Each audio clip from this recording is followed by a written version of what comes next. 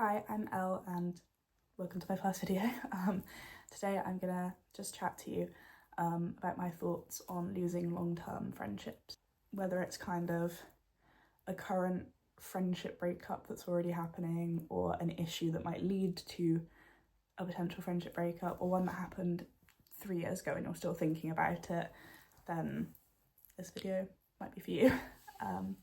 So I'm not qualified in any way, shape or form. The only thing I have to go off of is my own losses and regrets, but hopefully it might maybe make you feel a little bit less alone.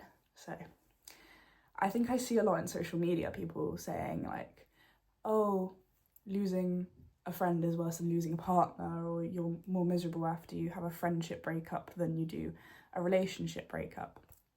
And I do think a lot of the time that can be true, especially long-term friendships that I'm going to be discussing, because you invest a lot of your time into these people and it's such a different kind of closeness than it is maybe to a partner. I think you trust these people so deeply and so fully, and I think it's almost easier to trust in a platonic sense than it is in a romantic sense a lot of the time, because I think when you get into a relationship, you're well aware of the amount of time and energy that you're going to be putting into that connection. But when you make friends with someone, you're maybe not quite aware of what might come in the future and whether it's going to last, a few months or a few years or maybe even your whole lifetime. So when it gets to the point of it being a long-term friendship, maybe past like a year or two, you have invested a lot of your time and love into that person, and you're probably thinking that they're here to stay for a while. So issues arising in a friendship or a friendship breaking up can lead to really high levels of anxiety, I find at least. The smallest issue, I feel like, and I'm stressing and I may be thinking, what have I done wrong and how can I fix it? And do they notice that something's wrong, or am I crazy? But I think a lot of the time you're not crazy.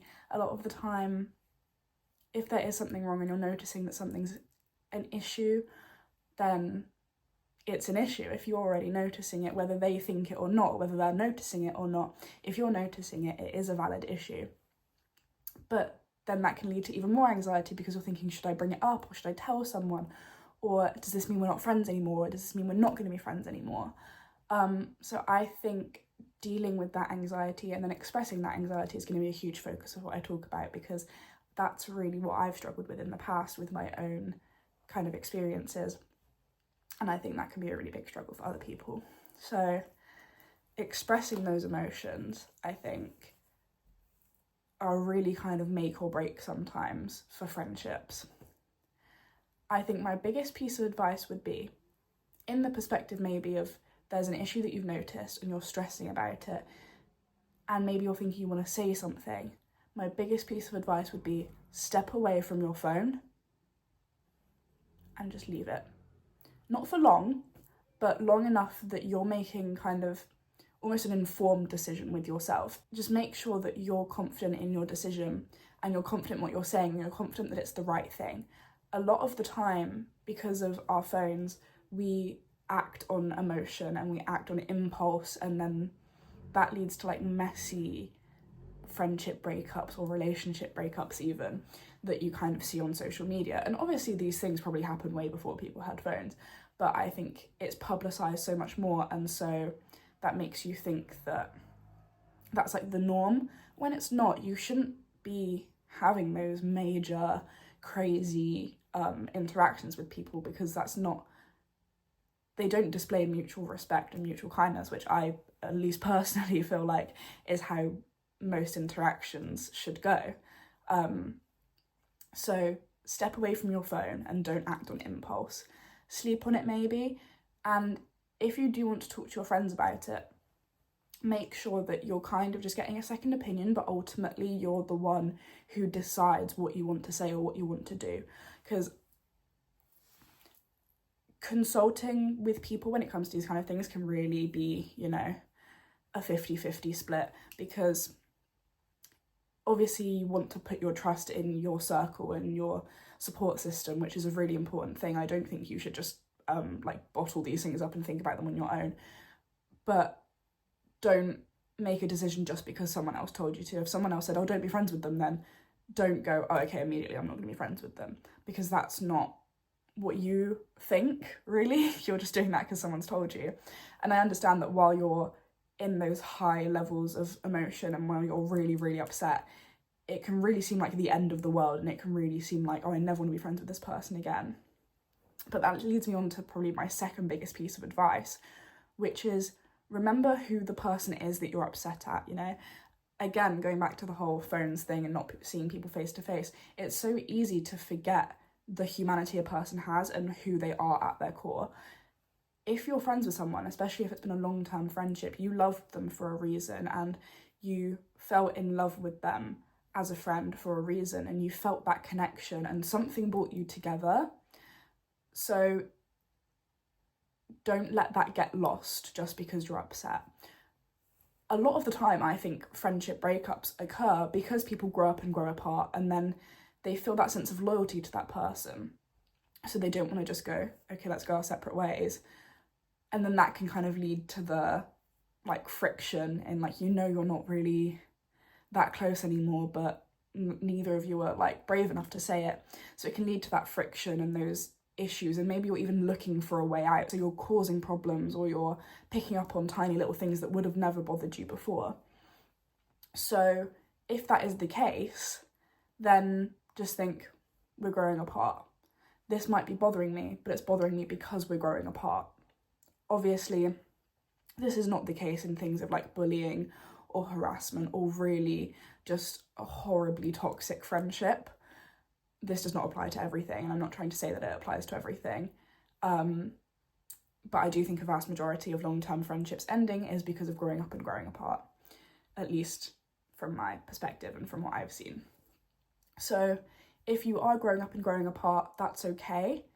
And maybe then if that's your perspective on it, and you do think, okay, after stepping away from my phone, after sleeping on it, and after talking to my support system, I'm picking up on this because I'm more upset with them than I usually would be, or I'm looking for a way out, or we just don't get on that much anymore, then take that to them as the issue instead of the fact that you were annoyed. Because if you already know that you don't want to stay friends with them, or that you maybe would be better apart, then don't present them with an issue under the guise of being like, oh, I want to fix it, or I want to do this, if that's not the outcome you want. If the outcome you want is not to be friends, then try and have a civil conversation with them that will end up in you both being aware with mutual respect and civility that you're going to go your separate ways. But if you do want to be friends with them, if you're just thinking, I'm not sure where this issue has come from, but maybe we are growing apart a bit, but I don't want to lose that friendship, then make sure you take the issue to them again with respect, and don't make it a your fault, my fault, or anything like that. Don't make it a root problem that's someone's fault that you need to solve. Just say, hey, maybe you upset me when you did this, and just make sure it's a conversation rather than accusation. And that's another thing, is don't listen to other people in the way of accusations. If someone comes to you and said, this person said this, like your friend said this about you, don't take that for gospel. And if that does upset you enough for you to want to talk to them about it, or not even want to be friends with them anymore, then take that straight to that person and don't sit on it and dwell on it. Maybe dwell on it overnight to make sure that you're saying the right thing, but don't dwell on the actual issue, and don't let that turn your emotions for your friend into hatred. Don't say, oh, but this person said that my friend doesn't like me, so now I don't like my friend. If that person saying something to you is enough from your perspective to break the entire friendship, then either you weren't that invested in it in the first place, or there's been an issue that's deeper and it's been going on for a longer time that you need to talk about anyway. So just make sure you're being very aware of who's saying what and what's coming from where, and maybe what that means under the surface for your friendship or your emotions or where you stand with that person. And leading on from that, in terms of, spreading rumours or hearsay or miscommunication, make sure that you're not then taking that person's word for gospel and saying things to other people, or even saying things back to that person.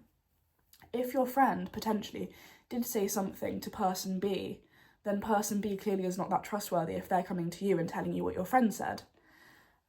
And if you do feel like you need to say something, but maybe it's not a big enough issue to take to your friend, or you're too scared of the confrontation, then make sure you say it, A, to people you trust, if you have to say it to other people at all, and B, don't say it in an accusatory way. Make sure you're maybe talking about the issue and your emotions about it, rather than just saying mean things about your friend because you're upset. Again, don't act on your emotions, don't act on impulse, because almost like in court, you know, it can hurt your case later on if you do want to bring the issue up to your friend, where they can say, but I know you said this about me now, so it can hurt you later on. Leading on from that, I also think it's important, maybe in the case of if you aren't friends anymore, to not talk about them afterwards, and don't continue to stew on it after the fact. Don't repost TikToks about something they did, and don't post videos or post comments or anything like that, you know, talking about the fact that you lost a friend or that you're better off without people or whatever. It can really feel a lot of the time that like indignation where you're like, well, I need to show them that I'm unbothered, or I need to show them that I'm better off than them. But that kind of just, again, harms your defense, but not really, because obviously you're not taking the issue to them anymore if you're already not friends anymore, but it kind of harms you in the way that they're gonna just consolidate that view of you, that maybe you're not a nice person, or that you did say this, or they're gonna say to other people, oh, this person's still like posting about me, whatever. A lot of people will think it's about them even if it's not, so it's probably best not to even make any directed comments, whether they're about that friend or about another friend. People are probably going to take it to heart if they think it applies to them anyway. And coming out of that kind of perspective of the whole they're going to consolidate a view of you, I think a lot of the time it can feel really, again, maybe that indignation or that hurt if someone has a view of you that you know is wrong, or that you feel is wrong, if they believe person B that you said something, or if they feel like you're being mean to them and you're not intending to, or that kind of thing.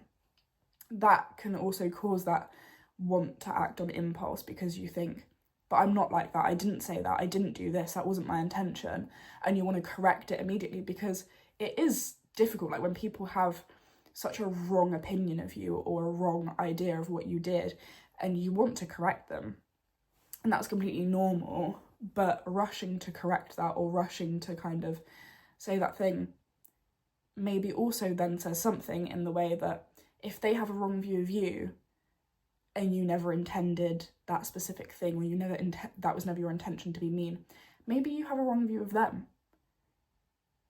Make sure you're getting all of it from them, and if they are blatantly being insulting or bullying or displaying that behaviour that makes you go, okay, they're horrible, then maybe they are horrible, and maybe you have the totally correct view of them.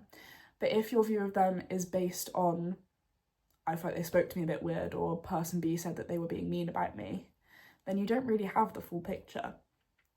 And if they don't have the full picture of you, maybe there's something in that, you know? There's no use ending an entire friendship over two completely almost made up issues. Obviously it's valid that you might be upset about it, but if you're taking one issue or taking a few little issues and making this entire view of this person in your head, you are in a way making up an entire problem, and that is not a basis on which to end a friendship.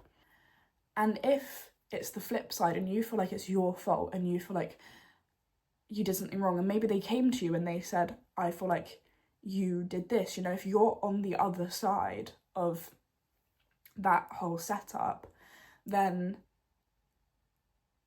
if the friendship does end because of that and you feel like it's your fault and you feel the guilt, then take that into your life, but don't dwell on it, and don't get upset at them because maybe you did make a mistake, or if you did something and it upset them and it wasn't supposed to upset them but it still did, then that's not their fault if it upset them. They didn't choose to be upset. No one would choose to be upset if they could. So don't feel... I think a lot of the time it's very easy to feel anger because you're my friend, you should know better, you should know me by now, you should know that I would never be that mean, or you should know that I didn't mean that, you should know that it was only a joke. But if people's knee-jerk reaction is to feel upset or to feel like you're being mean to them or to feel insulted, then nothing's going to change that realistically. Even if 2 minutes later they go, oh no, it was a joke, that person, they never do that. They still feel that inside, and I think that can kind of stew. You know, they can feel, oh, I was upset about that one thing a few weeks ago, now I'm upset about this thing now, and that's already two things, and this person's making me upset. And if this person's making me upset, maybe I don't want to be friends with them, you know? And that's really valid. As much as it does hurt to hear that you upset people, especially if that wasn't your intention, they still feel that way. And nothing's, as much as it's a big shame and as much as people would like it to, even an apology isn't going to change that. The only thing that's going to change that is if you sincerely and genuinely take it into consideration and acknowledge it, and make sure that you're acting better in the future and that you're thinking twice in the future. And even in a case of if you know that you were intentionally insulting and that you feel awful about it, and maybe you were upset with them or annoyed at them that day, so you said something really rude and now you really regret it and you can't take it back. It's like that thing of, if you apologise to a broken glass, will it fix itself? No. You know, it's still in that state and you have to give it the time. So I think the biggest kind of takeaway would be, give things time and make sure you're sure, and make sure everyone's understanding each other. And if no one will hear you out, and if everyone's set on the fact that you're a terrible person or that they don't want to be friends with you, then let that go. I wouldn't beg or, you know, try desperately to fix something that clearly doesn't want to be fixed or doesn't have the need to be fixed to better your life. If this person is upsetting you, and if this person, or if that person is upset and they don't want to be friends with you, then you need to take it. And obviously it's unfortunate and obviously it's really upsetting, but you need to take it and go, okay, well, it was really nice while it lasted, and I really loved this person for all of these things, and this person loved me for all of these things, but it just got to that point where it wasn't supposed to be that anymore. And it's not to say that that person doesn't love you, or that you're not worthy of that person's love, or that you're not worthy of other people's love. It's just that if that person's love outgrew you, or you outgrew it, or you outgrew each other, anything like that, that is not a setup then for later relationships or later friendships, or how other interactions are going to go. You know, one bad moment or one bad friend or one bad argument doesn't mean that for the rest of your life you're doomed. Obviously it can feel like that sometimes, but you get over that really quickly, and each day you wake up and, you know, you're a step further from it. I've had friendships end that I thought I was never going to get over, and now I'm here probably just over a year later. Not even, actually, no, just under a year later. And it feels like decades ago. So you do move on from it. And again, it can feel, after it's all said and done, it can feel like, oh, they're going to go and say, they're going to make new friends and then tell them about this horrible friend they had. But are you not going to do the same thing? Again, if they have that view of you and it is misconstrued, it sucks to kind of realise it afterwards, but maybe you have a misconstrued view of them, and to them they might be completely in the right. Even if they were being horrible, they might feel like they were completely in the right because of something that they perceived as a negative thing from you, and they might feel that they just reacted the way that they should react. They acted on impulse, and then it was then transmitted to you as something negative. And it's kind of that back and forth where you both feel like you're in the right and you both feel like you're getting negative things from the other person, and it all stems from something that probably isn't even that big of a deal. So at the end of the day, again, the main takeaways, if I could keep going off on tangents, the main takeaways would be, don't act on impulse, don't take other people's word for gospel, make sure you're making your own decisions and that you are talking through your issues in a way that works for you. If things are meant to be, they'll be, and if they're supposed to be let go, then you should let them go. And just make sure that you're aware that whether you did something wrong or whether they did something wrong, or no matter whose fault it was, that you are worthy of love and change and growth, and that nothing should stop you from achieving that. Okay, I think that's it. I think I'm done with my first video. That's crazy. I'm not sure if anyone's going to watch this, but whether you will or you won't, or I don't know, I hope you have a really lovely night, because it's nighttime for me now, so I'm going to say I hope you have a lovely night, and hopefully I'll see you again. Bye.